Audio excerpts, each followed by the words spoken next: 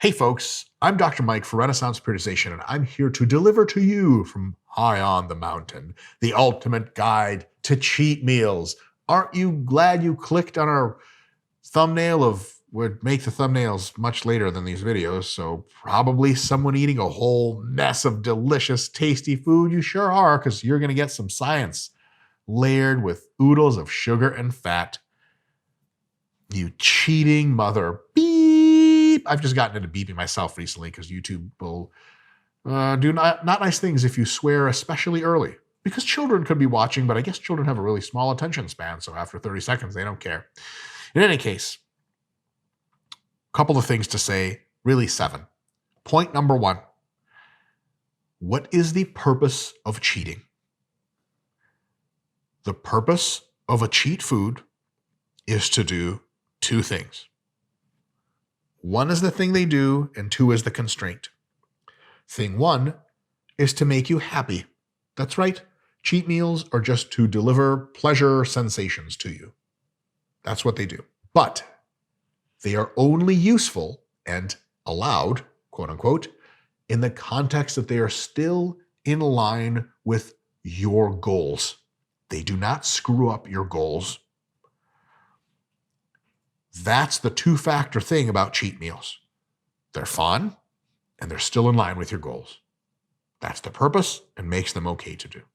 Now, point number 2 is that cheats can be useful. It's not just fun stuff that doesn't screw up your goals.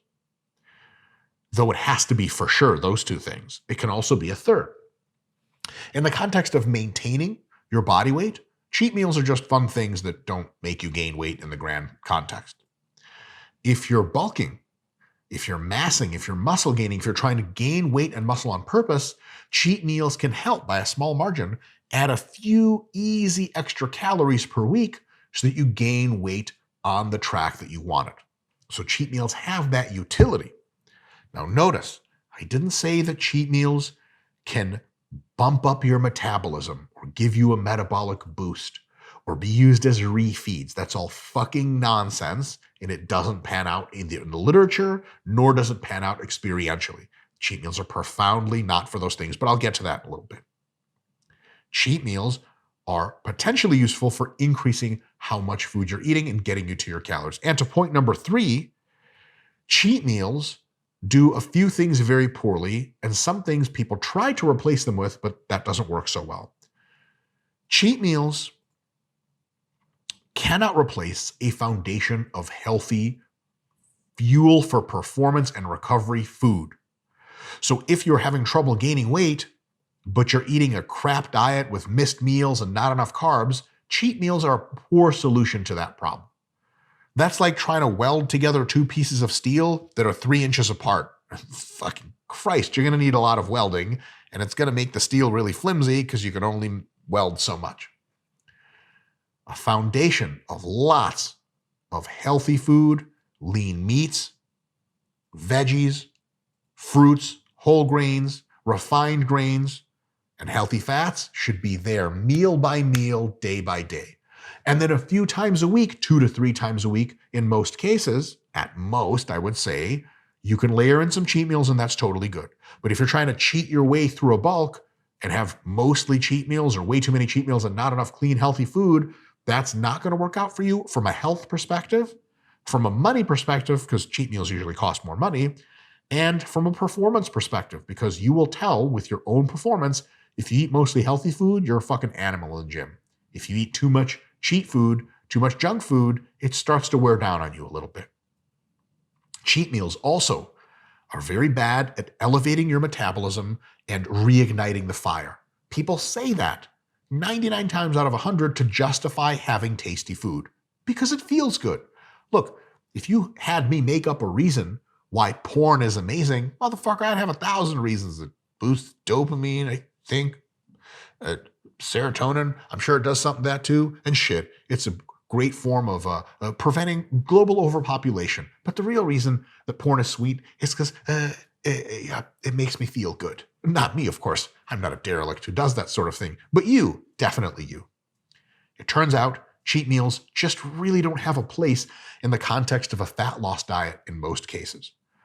They don't boost your metabolism for any longer than the meal it takes to digest. They sure as shit do when it's digesting, but also you're digesting fucking oodles of carbs and fats that your metabolism goes up. You add this much food, you still gain weight on net balance, and then nothing happens a day or 2 or 3 later that your body can remember, so to speak. So if you have one cheat meal a week, it doesn't boost your metabolism for the rest of the week. That's nonsense. That shit died 7 or 8 years ago in the scientific literature. Which brings us to point number 4. If you are craving cheats and you're having a tough time losing weight, and you're still doing 1 weekly or 2 weekly cheats, and you love the food, you overeat it like crazy. I'll get to what I mean by overeating. And you start to get in the situation where you like can't wait for the cheats to happen. When they do, you eat them mindlessly. After they're done, you get depressed because you won't be cheating for long. And it's interfering with your weight loss. I've been there, by the way. Cheating is fucking stupid. I would even go so far as to say in almost all fat loss diet contexts, just eat more whole food. It'll keep you fuller for longer. It won't tempt you with this thing that you can't even have much of, junk food. Just keep the junk away when you're fat loss dieting, for the most part or entirely. Cheat meals are really, really stupid if you're trying to use them for fat loss to reinvigorate your metabolism and it's just making you miserable. If we are using cheat meals and you're doing a maintenance phase of dieting or a muscle gain phase of dieting, how many cheats do we program per week? 1 cheat meal a day is kind of a lot, but I think it's pretty reasonable to do 2 to 3 or 1 to 3 cheat meals per week. I think that's totally fine. 0 is also fine, by the way. You don't have to cheat, but 1, 2, or 3 meals per week is great.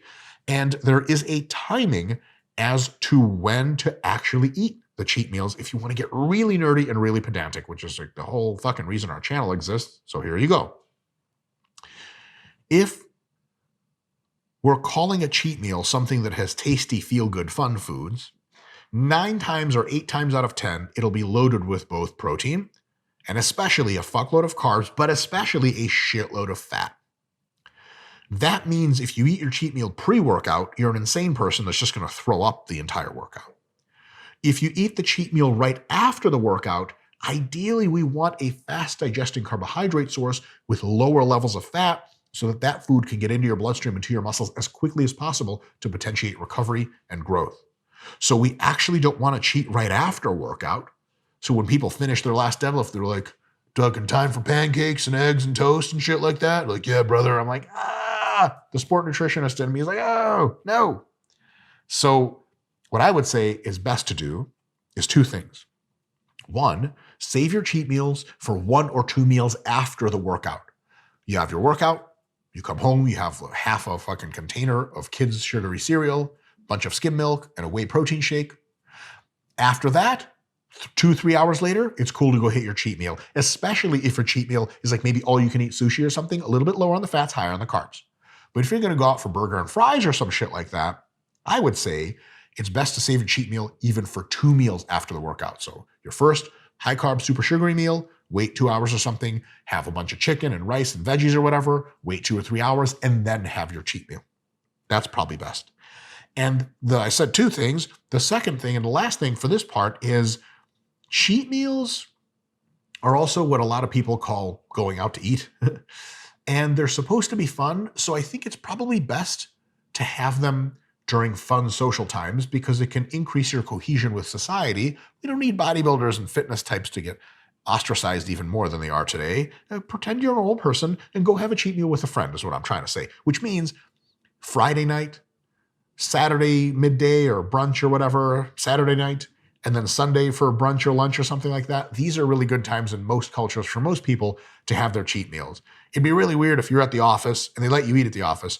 You've got like 2 pizzas and a shitload of Diet Cokes and a thing of cookies, and you're doing your operations engineering and you're eating a slice of pizza and someone's like, "Hey, Jim." Like, "Hey, what's up?" "Oh, you celebrating something by yourself at your desk?" Like, "It's cheat meal, man. You know that. Wednesdays, 3 p.m. They're like, okay. "Jim, do you have a family to go to?" "You're fucking looking at it, brother. 2 large pizzas is my family." "Oh. Okay, yeah, Jim, I'll be If you need me, I won't be at my desk. I'm leaving. That's fucking weird. Hey, if that's you, I feel you. Get some friends. I don't know how to get friends. I still don't have any. Watch this. Scott, the video guy, are we friends? As long as you keep paying me. Friend for pay. Wow. In any case, yeah, try to have real friends or even fuck your friends, man. You don't need friends. Drive over Friday night at 8 p.m. to the Taco Bell. People working in the drive-thru, they're your real friends because they guarantee you happiness. Twice. Once is when you eat the food. The second time is at 3 a.m. when you wake up and shit and blood is, I'm just kidding. I was gonna take that example and analogy way too far. Imagine soaked sheets. I'm gonna stop. The plumber passes out. Honestly, I need to just quit. Your wife leaves you. I'm done. I swear I'm done. Your dog dies. How can that even happen? By the smell alone? Seriously, enough. Time to go back to cheat meals. All right. So we got that out of the way. Point number 6. What kinds of foods make the best cheat meals? People actually ask this. I'll say a couple things about it. First, just enjoy the food. It doesn't fucking matter. Holy shit. Overthinking ass crazy motherfuckers. And I'm one of them. And I overthought it. And the final conclusion was it doesn't really fucking matter. That being said, tying in to point number 7 is how to avoid overeating. We'll get to that in a sec. But first, whatever you're going to cheat with, it just has to have one rule. The big rule. Make sure it has some protein in it. Because while you're eating for pleasure and you're raising your blood levels of fats and carbs like crazy, when your muscle cells get to be like, oh shit, time to grow, we got this food. But if you don't present a lot of protein with that, your muscles can't really grow much. And then just your body fat's like, oh, hell yeah, it's my party. And then it grows. That's no good. So if your cheat meal is just a shitload of Oreos and Netflix, by yourself, of course, remember, try to cry off to the side because you're lonely as fuck and your life is pointless. Don't cry into the Oreos because the tears don't mix with the Oreo shit super well. Add a fucking protein shake into that.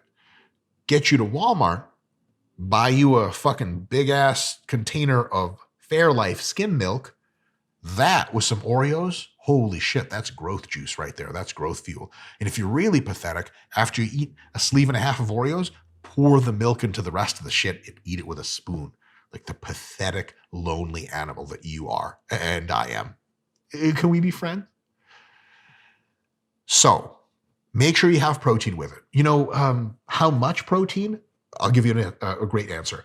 The same amount you eat with a normal meal, or about 1.5 to 2 times that amount.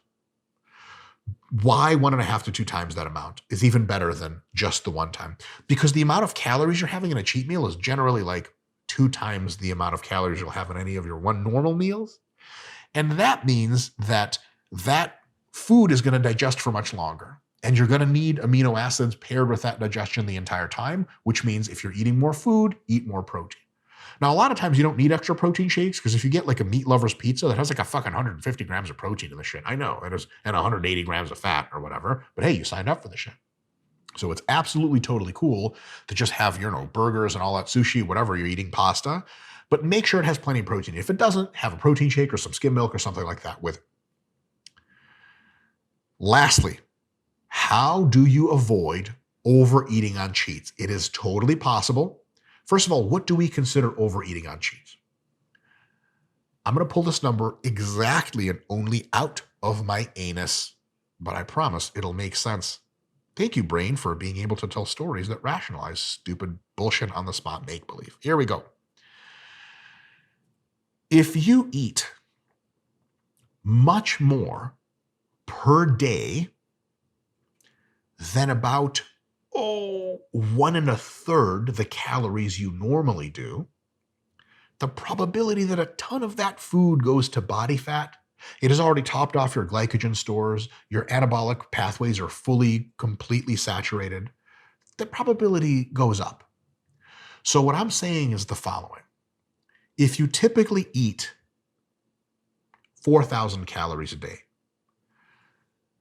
on your cheat meal days, the whole day, probably shouldn't get much over 6,000 calories. It's totally cool if it does, if you're okay with the added body fat gain.